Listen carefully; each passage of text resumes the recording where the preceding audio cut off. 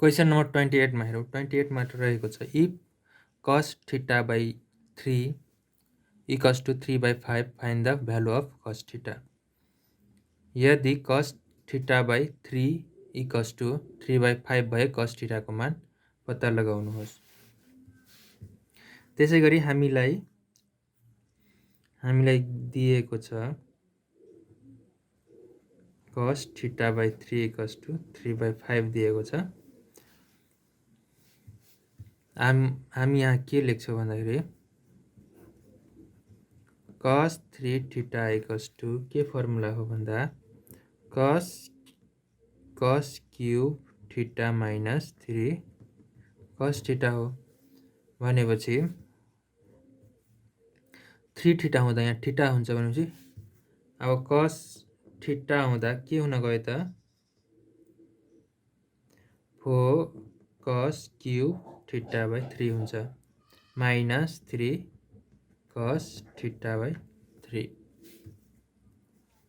त्यसै गरी 4 into cos theta by 3 को भ्यालु रहेको छ 3/5 को whole power cube minus 3 into 3/5। अब 4 into 3 को पावर क्यूब कति हुन्छ त 27 हुन्छ 5 को पावर क्यूब 125 हुन्छ माइनस 3 3 जा 9 डिवाइड बाई 5।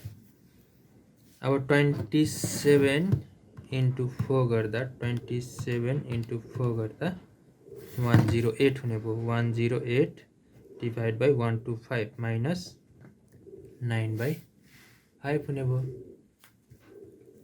त्यसै गरी यसमा एलसीएम कति आउँछ त 125 एलसीएम आउँछ। त्यसरी 108 minus 9 into 25 125 divide by 5 25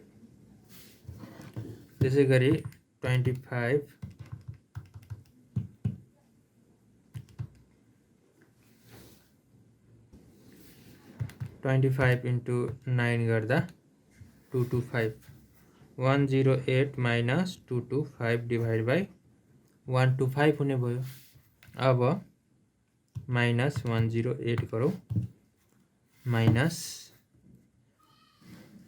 117 divide by 125 भनेपछि cos theta equals to minus 117 divide by 125। यहाँ हाम्रो के भयो त आन्सर।